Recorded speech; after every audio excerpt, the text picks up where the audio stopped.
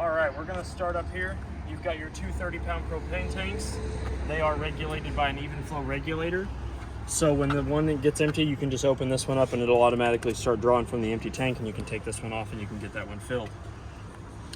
Here you've got your 7-way connector. You can just kind of wrap it around the tongue neck when you're not in use. Just kind of keep it up and out of the way, out of the ground, out of the way of the receiver. You've got your chain hitches for hooking up. This is your automated tongue jack. It's got a button here to go up and down, and then it's got a light button here so you can hook up and disconnect in a little bit of darkness.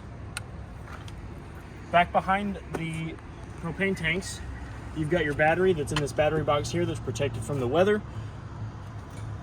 Behind your battery, you've got your battery disconnect. If you ever want to turn the battery power from the camper off, so that way if it's ever not in use, you can turn that off and it'll stop drawing power from the battery. It's that white knob there on the side. You just turn that to where it's facing up and down, and then that will turn your battery power off for when the camper's not in use. We'll come over to this side. You've got your Cummins generator in this door here. Got your open valve over here and your closed and open valve over here. The button to start this is up underneath the master bed. I'll show you where that's at when we get inside. Your trailer does have automated stabilizer jacks. They're not for lifting, leveling. They are just to keep the camper sturdy while you're walking around in it. Here you've got your gray tank valve. This is what you're going to use to empty out your kitchen sink galley tank. That's going to be your galley tank, your gray tank 2 on your control panel monitor. This is the exhaust port for the generator. So this is where the exhaust from your generator, while it's running, it's going to come out, so this does get hot. So you'll want to stay away from the end of that while you've got your generator running. This is going to be your black tank valve and your gray one, which is going to be your shower and your bathroom sink. That's where this is going to come out. You've got your black tank, that's going to be for your toilet.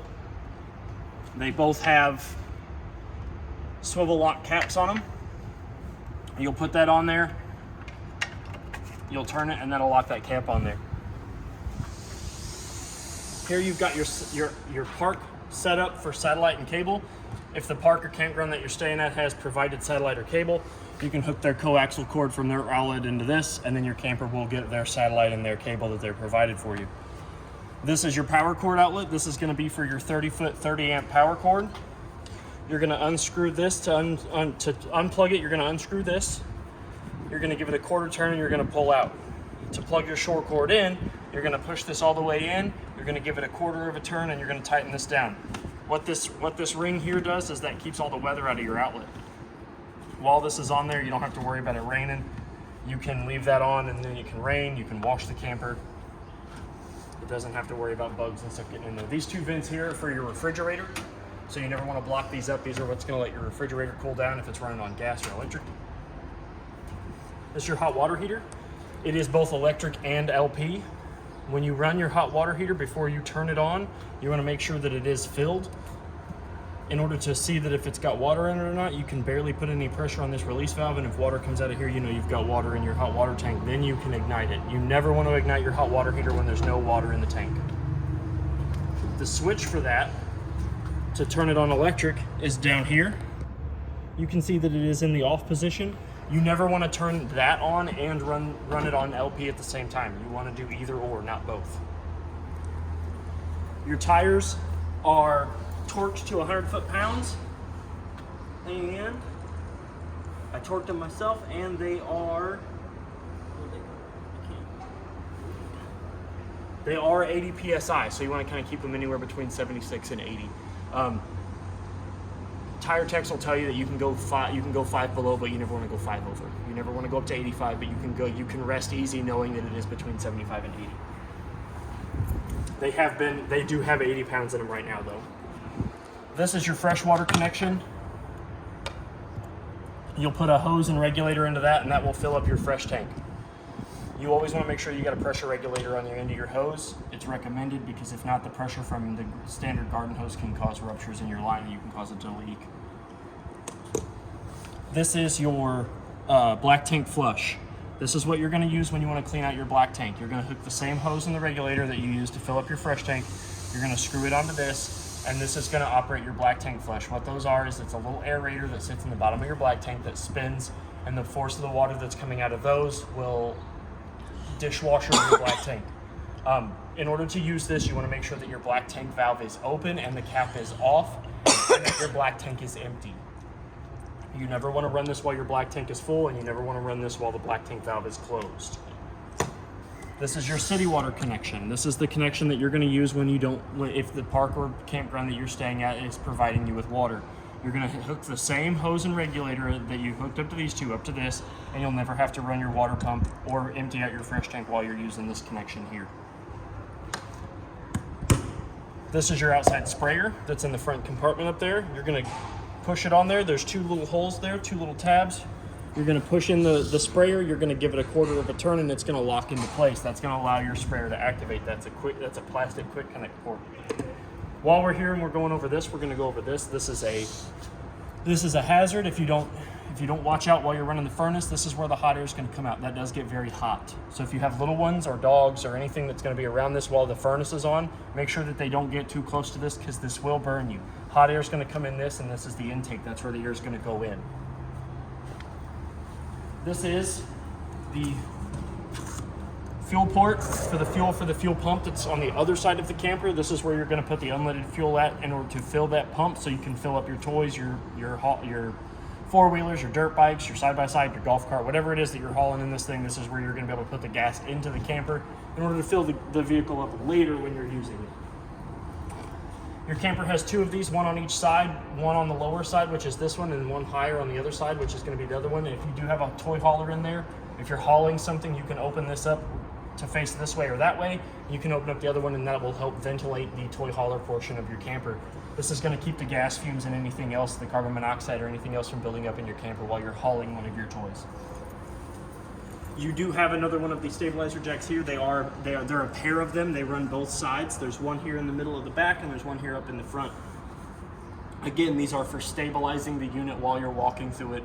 It is not for lifting and leveling of the camper. This is the door for your toy hauler. While we're here, we're going to go ahead and lower that down. You're going to want to lift up, you're going to want to rotate these little locking tabs here, which are going to let you get your handle up and out.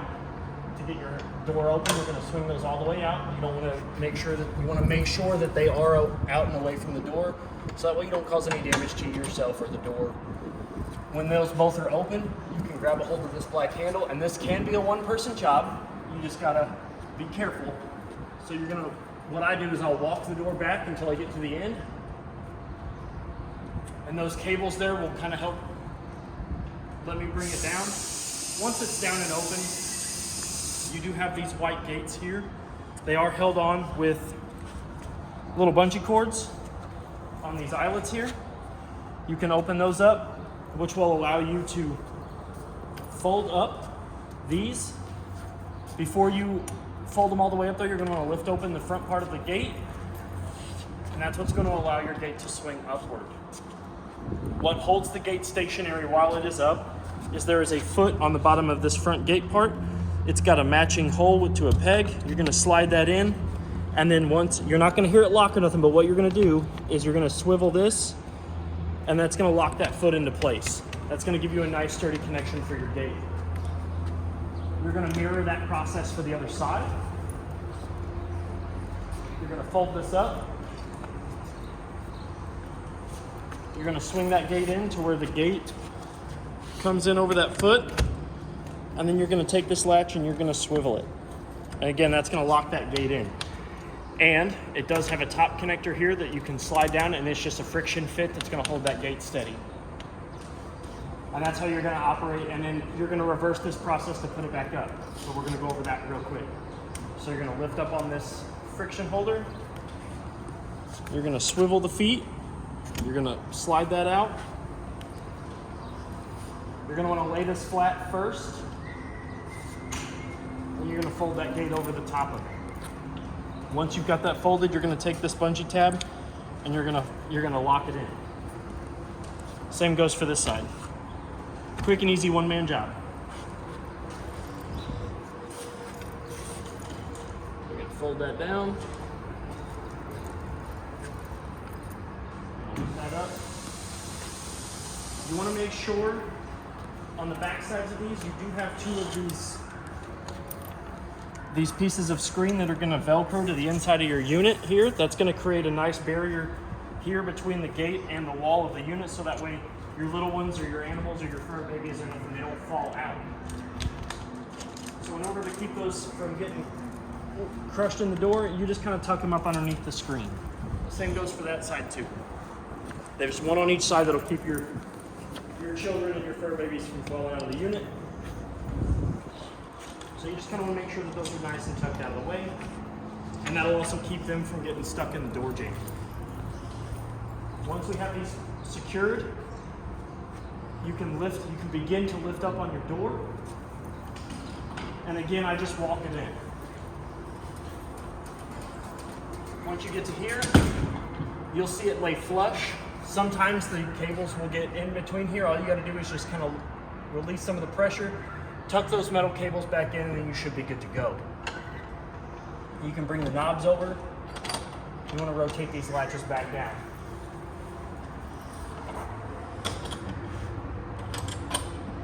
And that's how you open and close your toy hauler doors. We'll move around to this side of the camper. Here's the other side of that stabilizer jack. This is going to be the extend and the retract button that's going to bring those down and bring those up. If you want to lower them like I've got them now, you're going to hold extend. It's going to bring one down, and then it's going to continue to bring the other one about 3/4 of the way down, and then they're both going to seat, and then you're going to see it kind of give a little bit of pressure, and it's going to barely lift this up. You're not going to want to lift it up any higher than that. All that's doing is just stabilizing the unit and kind of taking a little bit of relief off of the tires. Any more than that, and you're going to do damage to your jacks or your frame. But then to retract them, you're going to hold retract, and you're going to watch one go up, and then you're going to watch the other one go up. This is the compartment door for your fuel pump. It's going to be the same key that you use to unlock your camper. You've got your fuel pump in here. It is a vector fuel pump.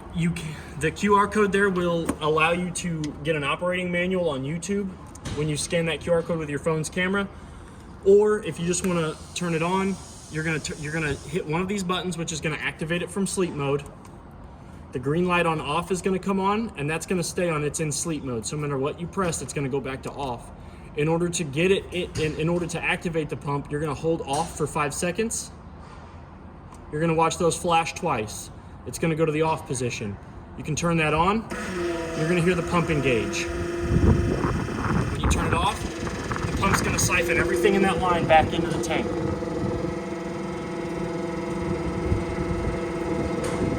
Once it's done doing that, you can close that back up. Once it's in the off position for a period of time, it will go back into sleep mode automatically, so you don't have to worry about turning it back off. You can fuel up, turn it off, put the pump back in there, close the door, and walk away and go back to having your fun. Again, your tires are torqued and aired up to the standard PSI and the standard torque for the lugs. You do have two black Bluetooth or stereo speakers that are up there. The stereo is Bluetooth. It also has an HDMI port and a USB port for any sort of outside media that you want to listen to. You do have a 110 outlet out here that is GFCI protected, so you don't have to worry about it getting attacked by the elements. This is your outside TV port. You can screw your coaxial cable into this, and as long as your antenna booster or you're connected to cable or satellite through the camper, you'll be able to get that same television signal out here. These are your entry steps that'll lead you up into the camper, which we'll get to in just a second. To hold your door open while you're walking in and out of the camper, it does have a rod and latch style system. You're going to take the spade end of the door latch, you're going to lay it in there, and you're going to click it down. That's going to keep your door from slamming shut if it's windy, or keep it open if it's a nice day like this and you want to use your screen door. Here you've got your extend and retract for the front stabilizer jacks, which are going to do the same thing that the back ones did. You're going to hit it, retract, and you're going to watch them go up. One's going to go up, and then the other one's going to go up, and then they're going to seat themselves. And then if you hold extend, one's going to come down about 3/4, the other one's going to come down about 3/4, and then they're going to seat themselves. One thing I forgot to mention while we were on the other side of the camper, and you can actually probably see a little bit better from this side, is that red line and that blue line over there. Those are your low water drain points. Those are what you're going to use in order to winterize the unit. Those are what's going to allow your water to come out of everything in the camper, your hot water heater, everything. Those are going to be those lines that you're going to open up. They're in the perpendicular position now for the lines. That means that they are closed. When those valves are in parallel position with the lines, they're going to be open and water is going to come out of those. That large white drain that's in between the two wheels back there, that's going to be your freshwater tank drain. There's a valve handle on that you're going to pull, just like your black and your gray tanks, and that's going to open up the valve that's going to let your fresh tank drain. You're going to push that valve back in order to close your fresh tank, and that's what's going to allow you to open and close the valve on your fresh tank.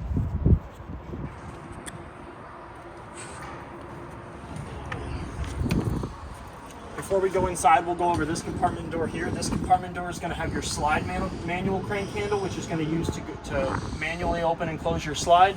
Before we go inside, I'll show you the hole where your slide goes in and out with this.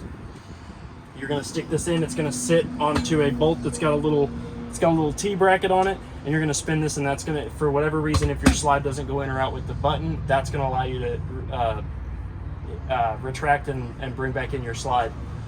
This is your jack handle, just in case the motors in those jacks don't work.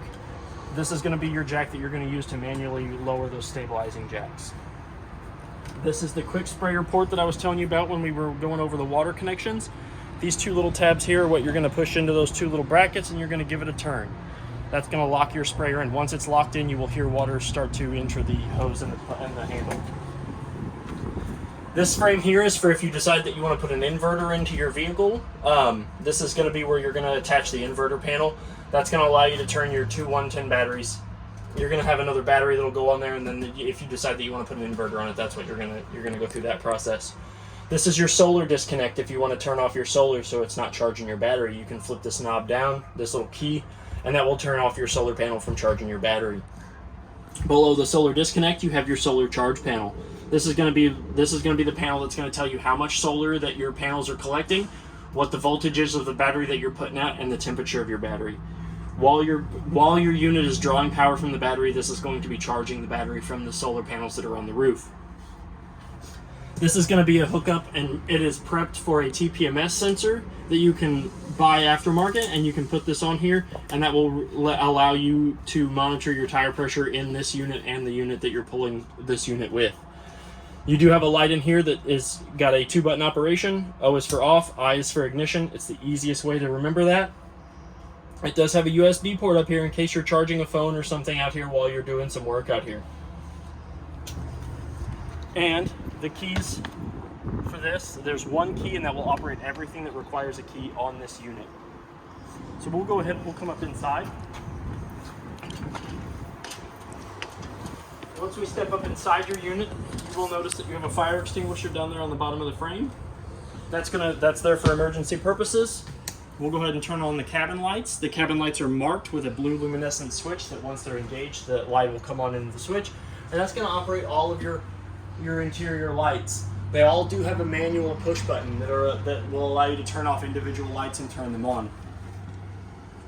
Up here, what I was talking about with the other vent down there on the bottom before I get carried away, this is going to be the vent that you're going to use to open up, that's going to create the vent that's going to open up the other one. They both have the same kind of handles. You're going to grab this metal handle here, you're going to give the plastic part a squeeze. That's going to allow you to swivel this whichever direction that you want to go. This one, when if you've got a toy in here and you want to keep these open while you're traveling, you're going to open it up in this orientation, which is going to allow intake to come into the unit. And then you're going to open the other one up in the reverse direction, and that's going to allow the air to escape the unit.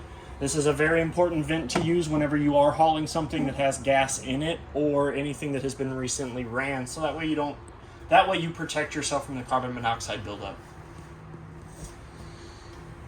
Before we go over the control panel, this is your smoke detector. It has been tested, so if you want to test it or you want to mute it, if it goes off, you're going to push the center button here. That is one of the two most important things in the camper. So now we're going to move on to the brain of your camper, which is your control panel. The bat button here is going to tell you the level of your battery. As long as you have it plugged in, it's going to say full. If you're using the shore cord, it is going to always say that it has a full battery. Your fresh tank has 2/3 in it, and it's going to be measured in thirds. You've got empty, 1/3, 2/3 full. Right now it's got 2/3 in it. I wanted to leave something in there so I could show you what the lights look like active. Your black 1 is going to be your black tank. That's going to be for your toilet. You're going to press that. Right now it is empty. I didn't leave any nasty water in your toilet for you. Your gray 1 is going to be your kitchen sink. And your gray 2 is going to be your shower and your bathroom sink. And black 2 isn't used because there is no black tank on this unit. There is no black tank 2 on this unit. The up and down switch here, that's going to be to bring your slide in and out. Your slide is going to have your master bed on it. We'll get into that. That's going to be where your master bed comes in and out of. It's the only slide on the unit, so that's the only one you got to worry about bringing in and out. Your awning is going to be the next up and down arrow button. If you hold it up, the awning's going to come out. Up and out, down and in? Yep. Up and out, down and in. We're going to let it come out just a little bit. And then we're going to go over the pinch points and the arms of the unit. So the awning is one of the most expensive things that you need to get fixed on your camper if it goes wrong. So it's very important to remember that when you're not using your camper, or you're going to walk away from your camper, even if it's just for 35 minutes, 15 minutes, 10 minutes, whatever, it is recommended that you put your awning back in, because the wind can take it off, something can happen, and like I said, it is a very expensive repair for your unit. On that note, if it starts raining and you want to relieve some of the stress of the rain off of your unit, the bottom arm there has a bolt on it that you can unloosen, or that you can loosen. Unloosen, I guess, would be tightening it back up. You can loosen that, and that creates a pivot point in the awning. Each arm has one on that bottom arm, and you can pull that down, and that will create a pivot point in the awning, which means that you can get your awning to either kind of lean more to the left or the right, depending on which direction you want the rain to come off of. Or if you want to create a steeper slope for your awning while you're out enjoying the outdoors, you can pivot both of those down, and that'll give you a steeper slope for your awning. But before you put it up, you want to make sure that that pivot point is firm and it is in the orientation that it is in when you release it out. That can cause severe damage to your awning arms and the motors in them if you leave those pivot points untightened before you retract your awning. So we're going to go ahead and we're going to bring the awning back in. You're going to do that by holding the awning retract button, which is the down arrow. And like I said, if you're not using your awning, it is highly recommended that you make sure that it is back up and flush against your unit. This auxiliary button here is going to power the red LED strips that are on the underneath of your camper. They run on the back and the front. There's LED strips on the bottom that kind of illuminate underneath your camper while it is parked, so that way if you want to make it look flashy or whatever when you're at the campsite, you can kind of show off to your friends and show them that you've got some LED strips on the bottom of your camper. They are really cool. So all these blue buttons here are going to be your powered buttons. This is your water pump. They're all labeled. Once you engage that, you're going to hear it thump and bump for a brief second. And then if it's engaged and there's no leaks, that thump and bump will stop. This is what is going to draw water from your fresh tank. If you are running your city water connection, you do not need to activate this in order for you to draw water into your camper.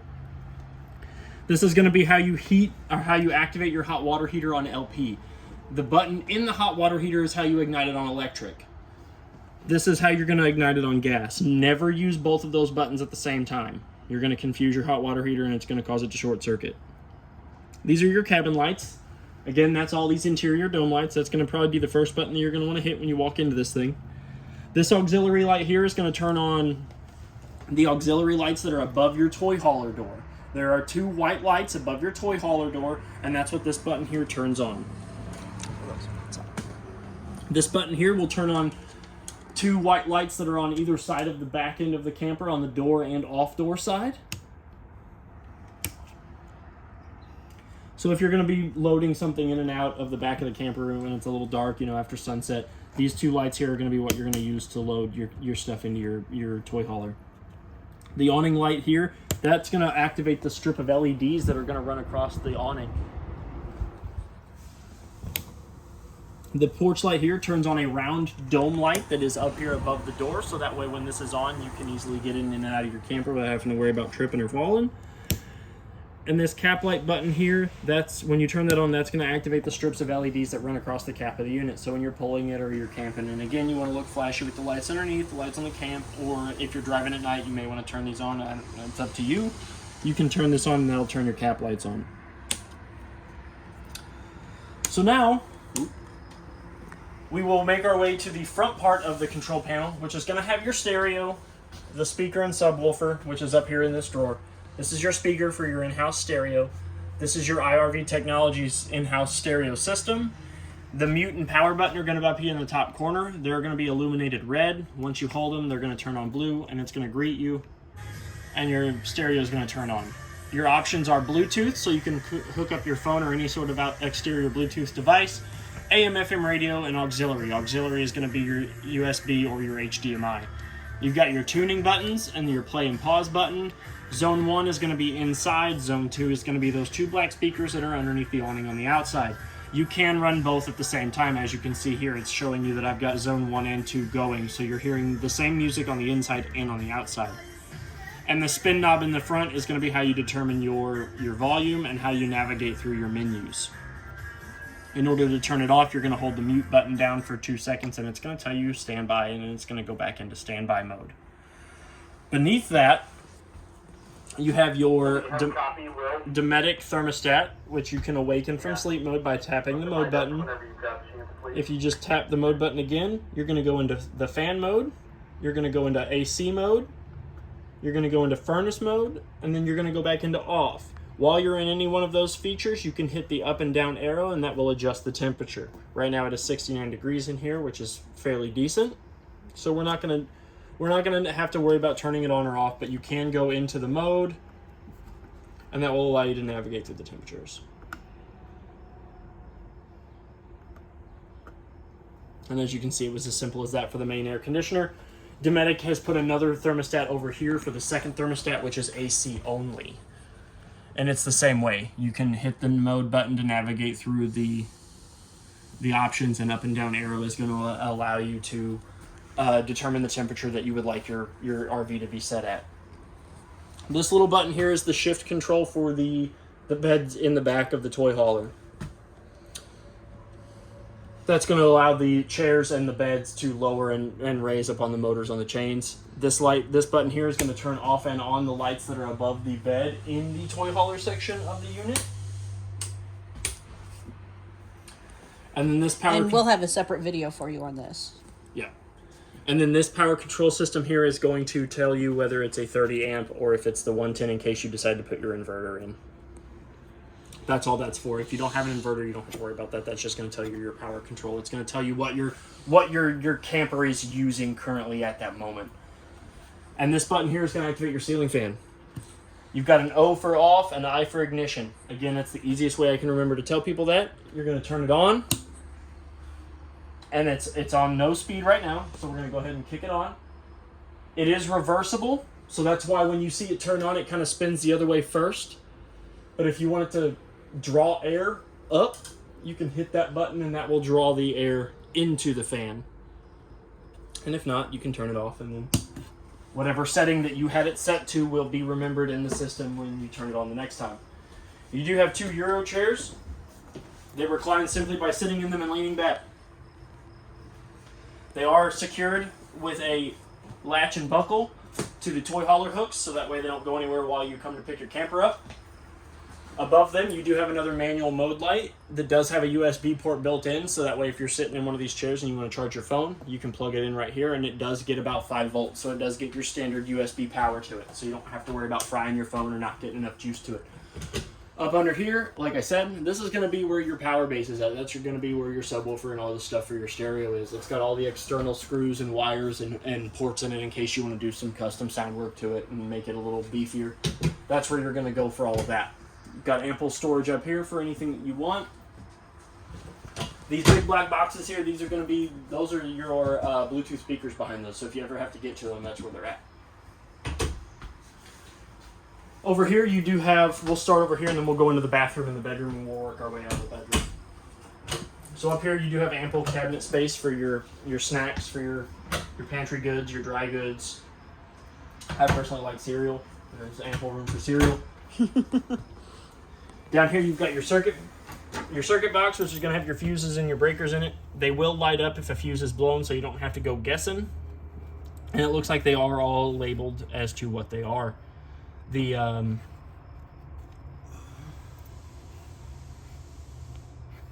Yep. So you got your LP, your fuel pump, your furnace, and so forth and so on, as they're all labeled with a nice label maker. And then you've got your GFI, which is going to be the one that I was trying to find so I could go over it with you. This is going to be your GFI in case it ever trips. In case you can't reset it from the bathroom outlet, this is going to be the breaker that's going to be tripped whenever you decide that you need to trip it. It's going to trip, and you can just flip it back, and your GFCI outlet should get back into running order. Here you've got your 110 and gas freezer and fridge combo. It is working. It is cold. I have it set to the coldest temperature now, so that way when you come to pick your unit up, you can immediately start loading up your snacks and your beverages into it and not have to worry about them getting hot on the trip. In order to adjust the temperature on your refrigerator, you're going to take this white bracket here that's on the last fin in the refrigerator, and you're going to slide it up and down. It gives you a brief tutorial on the side of the unit here. It's going to tell you that the lower the fin bracket is, the warmer it's going to get, and the higher it is, the colder it's going to be. While the freezer door is open, you do have some controls up here to turn it off and on. If you want to turn the refrigerator off, you're going to click this button out and it will retract. And if you want to switch it to gas, if you're not going to have it plugged in and you want to switch it to LP, you can hit this button here and it will switch it to gas. If there's any errors in between switching it from gas into electric, it's going to go from an auto light to the check light. And if that check light's on, then you're going to want to investigate the issue. Up above your microwave right here, you do have your Sansui Google TV. It is set up to the standard retail position. It's set up right now to just receive antenna channels. Behind this outlet, there is the TV is plugged into a 110 outlet, which will allow you to get your TV signal or to plug in any sort of other media devices. We will get into the booster. This will come out. And behind there, you've got your 110 that the television's plugged in. You've got the 110 that the microwave's plugged in. And if you can see it up there at the top, that's going to be your TV1 and your satellite and cable your coaxial. So if you want to watch the provided satellite or cable that the campground has, or that if you decide to put in later, you're going to move that coax cable from TV1 up to cable and satellite. That button there that is on the side that is illuminated with a small red LED, that's going to be your antenna booster button. If the light is on, you're only going to receive antenna channels. If the light is off, then you can receive your cable and satellite channels. You will not be able to receive antenna with the light off, and you will not be able to receive satellite and cable with the light on. You can kind of go through, there is a remote that goes in the user's manual bag that will allow you to access the TV. It is a simple Google TV, so you can go in and change any of the settings that you want. You can connect your Google account to it. You do have a 2-tiered Greystone standard microwave. So it does have a center, it does have a higher rack, so if you want to cook multiple things in the microwave, you can, which is always a plus. Microwaves can never be too big, in my opinion. The vent and the light for the oven are built into the microwave, so in order to turn your light on, you're going to hit light on and off, and that's going to turn on your light above the range. You can hit vent, which is going to increase your vent fan. It's got 2 speeds, low and high. Then you hit it again to turn it into off. Here you've got your 3-burner gas stove.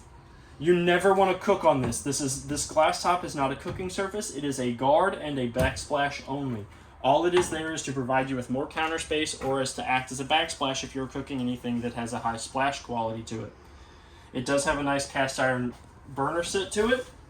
In order to light it, you don't have to turn this on to light it, but it just makes it easier to see and easier to know when your stove is engaged. You turn the lights on. You're going to turn one of these to light. This ring is going to turn red. Once that ring is red, you're going to come over here to where it says stovetop spark, and you're going to click that. I'm going to go ahead and turn this off because I don't have any gas running to this right now. You're going to turn it, you're going to follow the arrow, and you're going to turn it. You're going to hear that click sound. That's your Stryker igniting. Once you have gas running through your unit and you've turned this to the light position and that LED ring is red, that means that gas is coming out of your burners. When you've got it pushed in and turned to the light position and you turn the sparker, that's going to ignite your 3 burners. Each one of these controls a different one of the burners. If you're not using the stove, you can flip that off. And then if you're going to use the oven, you can flip it to the down position, and you can flip on your air fryer oven. In order to activate your air fryer oven, all you're going to do is you're going to push in this knob here, and you're going to turn it. It is an electric oven. There is no igniter in here. So it's not gas. The only thing that's gas is going to be your stovetop. This is an electric air fryer. But you're going to push in. You're going to determine your random temperature, or if you want to make jerky, it's got a dehydrate button. So you can make jerky. It's really neat. It is pretty cool. That's top of the line right there. I need one of those for my house. I do too. You do have ample counter space here with pull-out drawers. These are your linchpins for the beds, and this is going to be your instructions on how to set up the bunk pins, along with the instructions, which I'm going to actually put these in your user's manual for you, so that way you don't lose them, along with the spare fuse. We'll go ahead and we'll toss those in there too. You do have a pre-sorted utensil drawer. Underneath it, you've got a much deeper drawer for your towels, your oven mitts, whatever else you're going to be using. More snacks. More snacks. Ample under the counter kitchen, under the sink space. You do have a sprayer faucet combo in a nice deep rectangular basin sink. When you're drawing water from the unit, you're going to pull this handle out. See, there's water coming out. It's got a little indicator on the back side of the handle that's going to tell you to turn it this way for hot and this way for cold. But in order to draw water, you're going to want to pull this handle out. It does have a nice extendable neck, so you can get down to your veggies, your dog, your kids, whatever else made a mess. And it's got a button here that's going to turn it from faucet to sprayer. It does have a nice 110 outlet in the kitchen, so you can plug up your margarita mixer or anything else that you want to plug in while you're in here.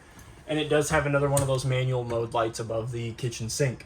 There is no USB port on this one though. Up above here, you have ample space for more snacks, towels, your DVDs if you want to keep them up here for the TV if you get a DVD player in here. This is going to be the remote control for your stereo. You do have a remote for that IRV technology stereo in there, along with the TV remote, and everything else that you would need is in your user's manual bag here.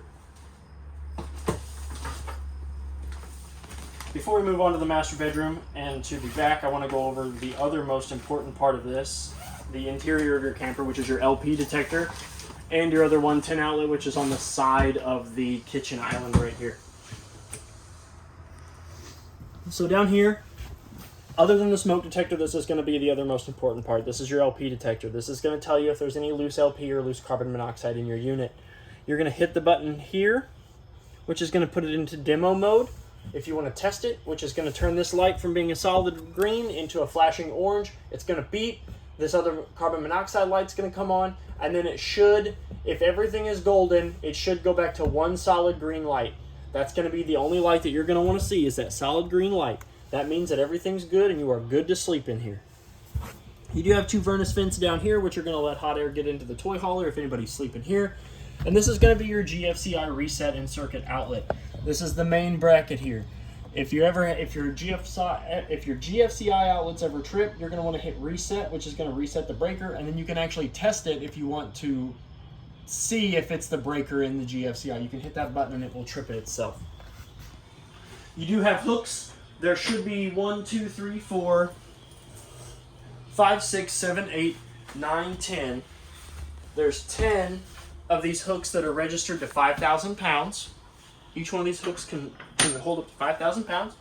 So if you are hauling a bigger toy, you have ample space to hook it up and make sure that it doesn't rattle around and cause any problems. So we're going to go into the master bedroom now.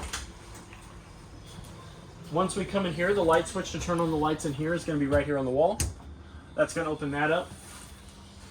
You do have a vent fan above the master bedroom. It is a manual handled vent, along with a electric vent fan. So if you want to open up here, if you had some bad red meat or you just had a lot of barbecue, you can open up that vent fan and you can turn that light on. And then you don't have to stink out your wife in the middle of the night. You do have ample above bed storage for your throw pillows and whatever else sort of, goodies you want to keep up there, any sort of blankets or anything. If it's anything like my old lady, she likes to have a lot of throw pillows in the bed, and this is where you can throw them when you go to bed. You have something against throw pillows? Do you? Oh, You're yeah. anti-throw pillow? Anti-throw pillows. You know the throw pillows are for throwing at you. I get them all the time. You do have 2 manual lights above the bed. They both, on either side, they both have the on and off switch, and they both have a built-in USB port, so that way you have his and hers phone chargers. His and his, hers and hers, his and hers. Whatever preference. We don't judge. But it does have USB ports here. Outstanding. This is a fire escape window. You can open this red latch and push this window out and pop that screen out, and you can immediately bail in case things do get bad and the vent fan doesn't work. In case you talk bad about the throw pillows. Yeah, and then you can bail out of the bedroom. This is going to be your wall mounting spot for your TV. If you want to mount one in the master bedroom, you're going to mount it right here. This means that this wall is... You have a copy, Ed. That means that this wall is harder than the rest of the walls. You're only going to mount your TV here. If you mount it anywhere else in the unit, On my desk, I think I found what It's you very were bad. it's going to fall. Up above there, you do have your 110 outlets along with the TV, the coaxial port that's going to allow you to run TV service from the rest of your unit. On the mirror, behind the mirror, you've got space to put your spouse if they're bad-mouthing your throw pillows.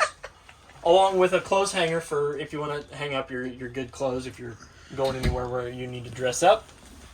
Here you've got your entertainment / getting ready in the morning stand for all your mouthwash, all your deodorant, all your smelly good stuff if you want to put it in here. Along with, on the other side, you've got USB ports and a 110 outlet. And on this side, you only have a 110 outlet, but you don't have USB ports because you have a wireless charger spot, so you guys are going to have to fight over that. Woo. You can just set your phone on it. It is tested. I tested on my phone. It does work.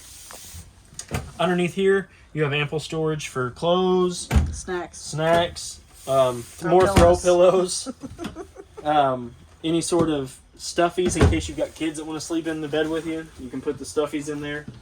And then the most important part, and I'm going to lift up the mattress to kind of show you where this is at, so pardon me. Down here, you've got your Cummins generator power button. In order to start your generator, you're just going to hold this button here. This light's going to illuminate and your generator's going to come on. It's going to tell you about how many hours it's got left in it. Left in it or on it? On it. How many hours have been used? Yes. And then you can hit the stop button, that'll turn it off. But it's in here. So if you got dogs, you got little ones, and they come in here and you're running your generator, make sure that you don't tell them that this is down here. Because it's a button, and they'll press it. That's very true. And So- then this has to be folded up. Yes, this has to be folded up, and it's got a seam in it, so you don't have to worry about ruining it. To run your slide in, all you're going to do is you're just going to grab it, and you're just going to tuck it like that. And that's going to allow the whole bed to slide in, because this doesn't move. The slide comes in on top of this. So only this part's going to come in, and this is going to shoot this way. It does have a sliding door that's going to separate the bathroom from the master bedroom in case that vent fan needs to be used. You can shut this door. We're going to put it here. There's also another door on that side that opens with a doorknob. Light switch to the bathroom is here. This one has motorized fans, so if things are getting hairy and you can't get off the toilet, you can open up the fan from up this way. You can hold up, and that's going to engage the little motor that's going to open the vent fan visor, and then the other button here is going to turn that fan off and on. There is nothing keeping the outside other than that screen, so if it is raining and you've stunk up the bathroom, that's on you. This is also handy when your spouse is talking to you and you want something to keep you from hearing them. Yeah. You do have space up here for more throw pillows, more snacks while you're in the bathroom. Hooks for your towels, so you don't have to throw your wet towels on the floor. It does have pull shades. All of the windows besides the one above the kitchen have this style pull down shade. You pull on it, it's going to stay where you pull it. You let it go, it's going to go up. It's an easy up shade. All of the windows have pinch tabs that are going to pinch, and you can pull them up, put them down. The screens are also slidable. You do have your shower head up here, rather tall for people like me. The handles are down here. You've got hot water For on the people left, like me that are short. cold water on the right. If you ever need to access underneath the shower, that's where this panel here is. If you ever get your hair clogged in there, you're washing and you need to pull out the hair, then you can get underneath there for this little hatch here. There's another hot air furnace that's going to allow the hot air from the furnace to blow into here. you've got ample space underneath here for more secret throw pillows in case you're gonna have a throw pillow war. And then you can remove this panel here. There are 4 number 2 size square screws that are holding this panel in, and that's gonna be where your water pump's at. That's where you're gonna want to undo this if you ever need to winterize or de-winterize your unit. There's a bypass valve attached to your water pump that you can turn the little handle to, and that will tell you if it's going to draw water from the water pump or from the jug of antifreeze that you're going to winterize your unit with. But hopefully you bring it back to us and we can winterize it for you. We would love to do that. This is your bathroom sink. It doesn't have an indicator on which one's hot and which one's cold, but up draws water, all the way to the left gets hot, all the way to the right gets cold, and then there's a wiggle room in between. It does have a friction stopper that's going to allow you to clog up your sink if you ever need to do that. And in order to get into your medicine cabinet, you're just going to open it up, and it's got a simple locked style tab on the top and bottom, so you don't have to worry about going in. It's for your Tylenol, in case your spouse with the throw pillows is causing you to have a migraine.